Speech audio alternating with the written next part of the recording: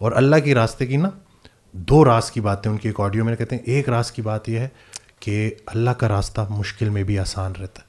جب آپ اللہ کو مضبوطی سے تھام لیتے ہو اللہ کی رسی کو, تو پھر وہ خود مدد کرتا ہے.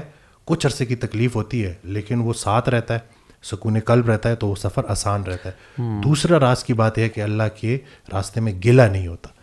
گلہ جو ہے نا وہ آپ کی جتنی جو انعامات ہیں جو اللہ نے آپ کے اوپر نوازشیں اور کرم کیا ہوا ہے, اگر آپ نے گلہ کر دیا نا, اور ہم کیا کرتے ہیں, مخلوق کا گلہ خالق سے کرتے ہیں, خالق کا گلہ مخلوق سے کرتے ہیں, ایسے ہو گیا ویسے ہو گیا یہ ہو گیا وہ ہو گیا. تو ذرا ہم اپنے کیونکہ زبان سے بڑی پکڑ ہونی ہے. یہ جو آپ کی زبان ہے نا, اس سے آپ کیا, جیسے وہ اکثر کہا کرتے کہ کن فیکون, کچھ بولا گیا, کچھ سنا گیا اور پھر کچھ ہوا. تو یہ جو انسان کو بولنے اور سننے کی صلاحیت دی ہے نا, یہ اللہ کی بہت بڑا انعام ہے ہمارے اوپر. اور ایک اور جگہ کہتے ہیں کہ بڑی ایک انسان کی خاص بات ہے, اونچا سنتا ہے دھیما بولتا ہے. یہ بھی دیکھیں نا کہ آپ متوجہ ہو کے سن رہے ہو کان لگا کے اور نرمی سے بات کر رہے ہو, لیکن وہ آج کل انفارچونیٹلی یہ بالکل الٹا ہوا ہے, سننے کو کوئی تیار نہیں ہے اور جو ہے وہ بولنا جو ہے. تو یہ بس ذرا سی اپنی یہ جو اللہ تعالیٰ نے ہمیں بولنا سکھایا ہے, اس کو صحیح طریقے سے زبان کا استعمال, کیا سن رہے ہیں, کیونکہ خیر اور شر کی آواز بیک وقت آ رہی ہے. تو آپ نے آپ کو ٹرین بھی کرنا ہے کہ جب وہ خیر کی آواز آئے تو آپ اسی کی طرف جائیں.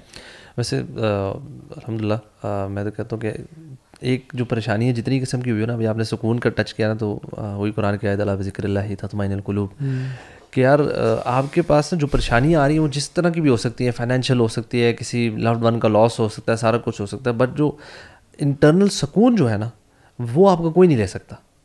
That can stay with you as long as you have your relationship sorted with اللہ سبحانہ وتعالیٰ. آپ اللہ کے ساتھ بنا کے رکھیں, بھائی بیچ میں کوئی بھی نہیں ہے نا, آپ کے اور اللہ کے بیچ میں تو کچھ بھی نہیں ہے. تو آپ نے جب بھی کوئی پریشانی ہو, ٹرن بیک ٹو اللہ سبحانہ وتعالیٰ, آپ دعا کریں, آپ ذکر کریں, آپ بار بار اللہ تعالیٰ سے مانگیں.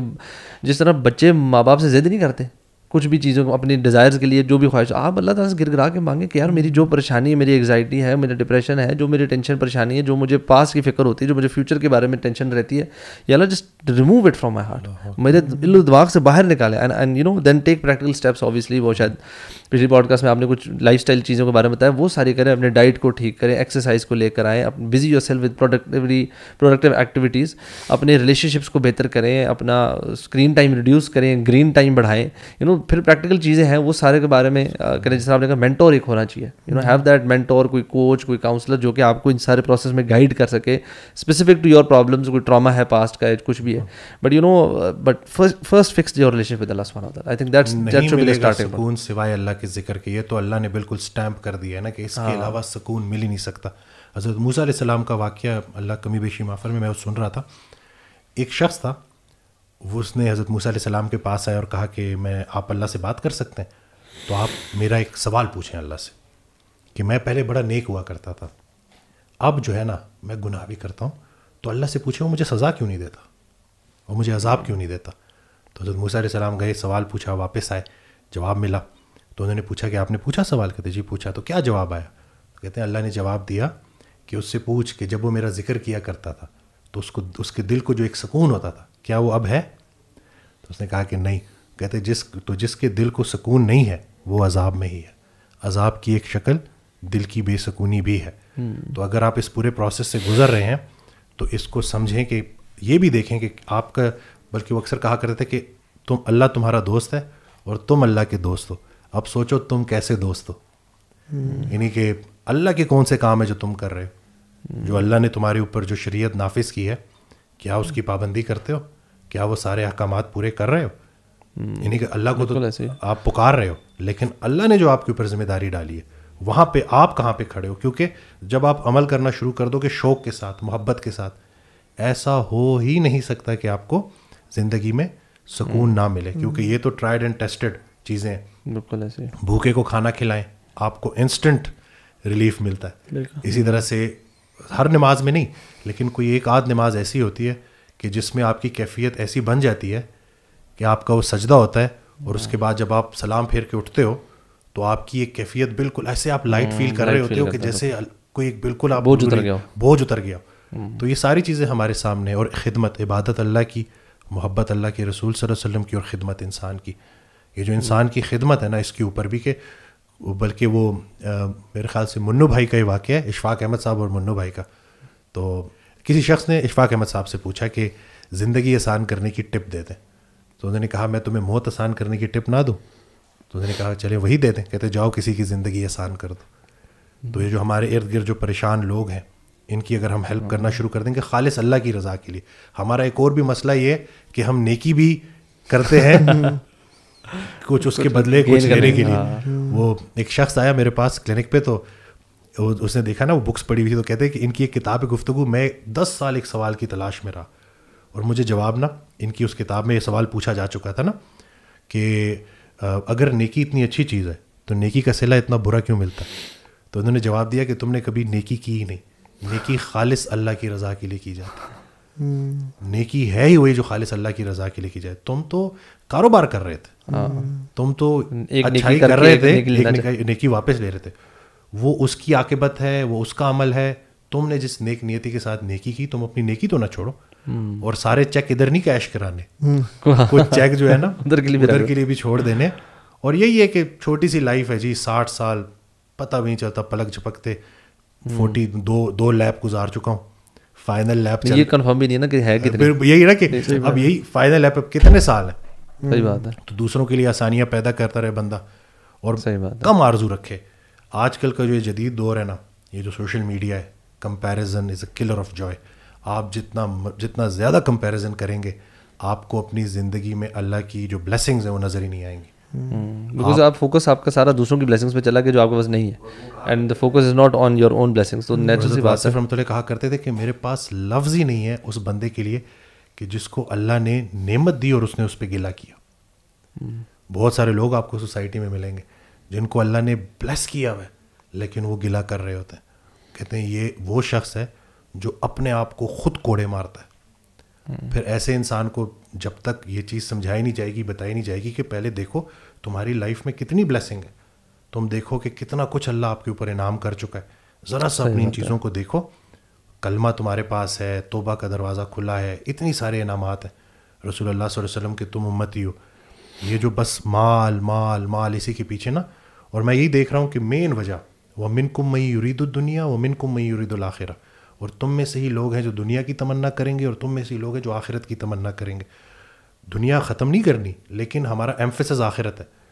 لوگ جو ہے نا ادھر کی فانی دنیا کے پرابلمز, فانی دنیا کے مسائل, یہی نمک مرچ کے مسئلے, اسی کو لے کے الجھ گئے. بھائی بھائی سے دشمنی کر رہا ہے, بہن بھائی پہ کیس کر رہی ہے, والدین کو رکھنے کو کوئی تیار نہیں ہے. سبحان اللہ.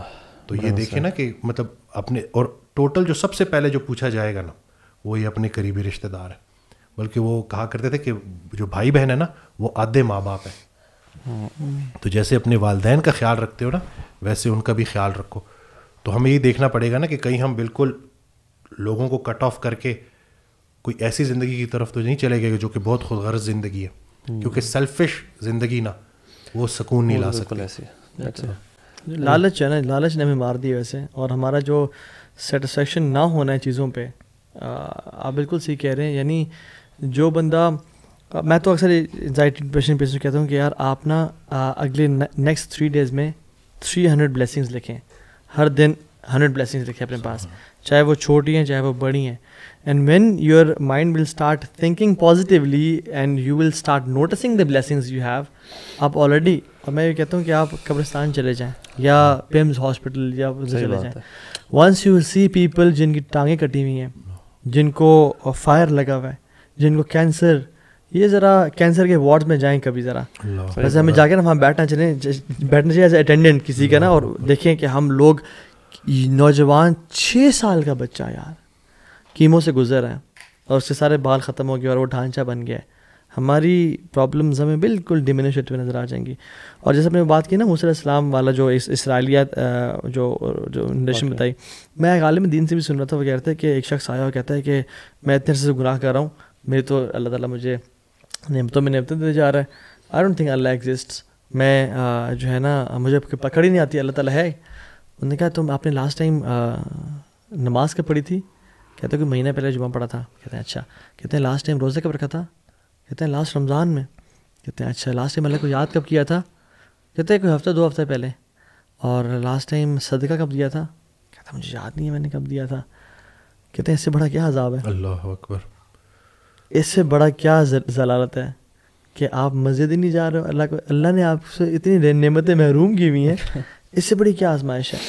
اور میں نے دیکھا کہ جو لوگ نا وسیم بھی بہت زیادہ لوگوں سے باتیں شیئر کرتے ہیں نا, اس سے شیئر کر دی, ہر کسی کو اپنے مسئلے بتا دیے, وہ پھر لوگوں کے رحم و کرم پہ ہو جاتے ہیں, اللہ تعالیٰ ان کو ان کے حوالے کر دیتا ہے, پورا کنٹرول دے دیتے ہیں, پورا کنٹرول دیتے ہیں. تو کیا کریں, انی اشکو بثی بحسن اللہ, میں صرف اپنے رب سے ہی شیئر کروں گا. اور اللہ تعالیٰ کی تقدیر پہ راضی ہوں, ضدی نہ بنے, ضدی. کبھی اگر دروازے کی ہائٹ چھوٹی ہے نا تو نہ کہ نہیں میں تو چودھری صاحب ہوں, میں تو جاٹوں باٹوں, میں یہاں سے جھک کے گزروں گا ہی نہیں. آپ دیکھیں گے لوگ گزرتے جائیں گے جھک کے, اور آپ اگر نہیں گزریں گے نا تو آپ ہی کھڑے رہیں گے, آپ کی زندگی کا پہیہ رک جائے گا. تو کیا کریں, کبھی کبھی نا جھک کے گزر جائیں دروازے سے. وہ مثال دیتا ہوں میں کہ جو لوگ پبلک ٹرانسپورٹ میں سفر کرتے ہیں نا, اور جو فرنٹ سیٹ ہی کے تلاش کرتے ہیں کہ مجھے یہی مل گئی تب تک میں جاؤں گا نہیں, وہ ساری رات کھڑے رہتے ہیں. کیا کریں, لٹک جائیں پہلے, پھر کوئی ایک سواری نکلے گی, پھر آگے بیٹھ جائیں, پھر آگے آ کے بیٹھ جائیں, پھر فرنٹ سیٹ بھی مل جائے گی آپ کو. سو ایک وقت کا جو کمپرومائز ہے وہ دوسرے وقت کی سکسیس ہوتا ہے. اگر ہم آج کمپرومائز کر لیں گے اور کہہ دیں گے یا اللہ تیرا جو بھی فیصلہ ہے مجھے قبول ہے, میں راضی ہوں, رضینا قسمت الجبار فینا, تو نے جو بھی لکھا ہے ہمارے لیے میں اس پہ 100% راضی ہوں یا اللہ, تیرے ہاتھ میں پئی ہے. تو اگین میں سبحان اللہ, یہ ہمارا دین اتنا خوبصورت ہے. اگر ہمیں توکل, تقدیر پہ ایمان اور اللہ کے کامل قادر قدیر اور مقتدر ہونے پہ یقین آ جائے نا, ہماری زندگی ساری ٹینشنیں ختم ہو جائے اور ہم کہیں الحمدللہ ہر چیز سیٹ ہے, اللہ تعالیٰ. مجھے ایک بات یاد آ گئی کہ میرے پاس نا اس دن آئے تو وہ انہوں نے کہا نا کہ مجھے لگتا ہے اللہ مجھ سے ناراض ہے, تو مجھے کیسے پتہ چلے گا کہ اللہ مجھ سے کتنا راضی ہے.